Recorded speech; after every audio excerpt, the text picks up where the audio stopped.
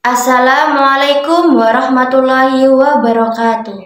Saya Diana Nabila dari Prodi PGMI semester 1. Di sini saya akan membahas tentang hadis. Poin apa saja yang akan saya bahas yaitu ada pengertian hadis, kedudukan dan fungsi hadis, serta macam-macam hadis. Baik, langsung saja masuk pada pembahasan yang pertama yaitu pengertian hadis. Apa sih hadis itu? Hadis ialah ma udifa ilan nabi sallallahu alaihi wasallam min qaulin au fi'lin au takririn au sifatin, yang artinya sesuatu yang disandarkan kepada Nabi Muhammad sallallahu alaihi wasallam, baik itu berupa perkataan, perbuatan, takrir yakni persetujuan maupun sifat-sifat Nabi Muhammad Shallallahu Alaihi Wasallam. Lanjut pada pembahasan yang kedua yaitu kedudukan hadis. Hadis sebagai sumber hukum Islam yang kedua setelah Al-Quran, dan keharusan mengikuti hadis bagi umat Islam baik yang berupa perintah maupun larangan itu wajib hukumnya. Seperti yang disampaikan oleh firman Allah Subhanahu wa taala dalam surah Al-Imran ayat 132. Bismillahirrahmanirrahim. Wa atiiullaha wa rasulah la'allakum turhamun. Taatilah olehmu Allah dan Rasul supaya kamu memperoleh rahmat. Lanjut pada pembahasan yang ketiga yaitu fungsi hadis. Fungsi hadis di sini ada 4. Yang pertama bayan takrir, yang kedua bayan tafsir, yang ketiga bayan tasyri, dan yang keempat bayan nasakh. Namun dari keempat ini ada satu yang menjadi perdebatan para ulama yaitu bayan nasakh.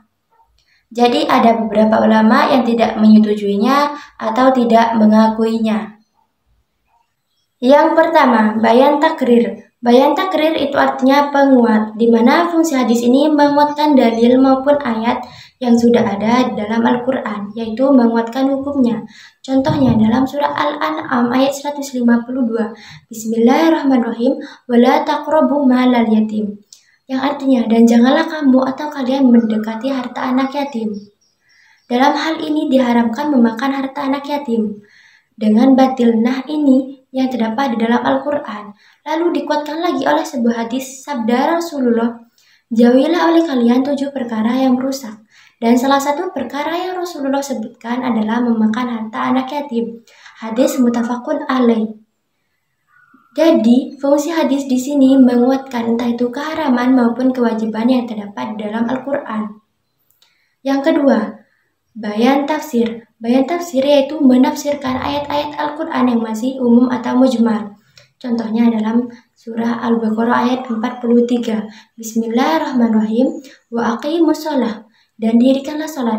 Namun di situ belum ada penjelasan tata cara sholat itu bagaimana. Maka dirinci oleh hadis. Sabda Rasulullah, "Shallu kama ra'aitumuni usolli." Sholatlah kalian sebagaimana kalian melihat aku sholat. Hadis muttafaqun alaih. Yang ketiga, bayan tasyri. Bayan tasyri yaitu memberi kepastian hukum yang tidak ada di dalam Al-Quran. Dan yang keempat, bayan nasakh.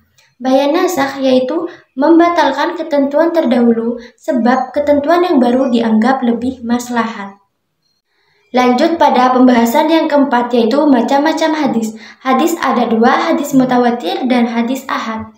Hadis mutawatir adalah hadis yang diriwayatkan oleh sekelompok orang dari beberapa sanad yang tidak mungkin sepakat untuk berdusta.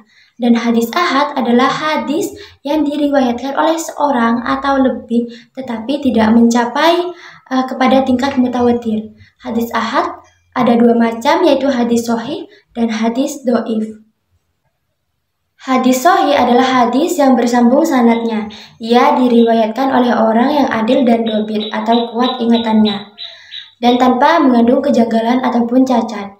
Kemudian ada hadis hasan. Hadis hasan adalah hadis yang banyak sumbernya dan dari kalangan perawinya tidak ada yang disangka dusta dan tidak sah ataupun tidak ada kejanggalan.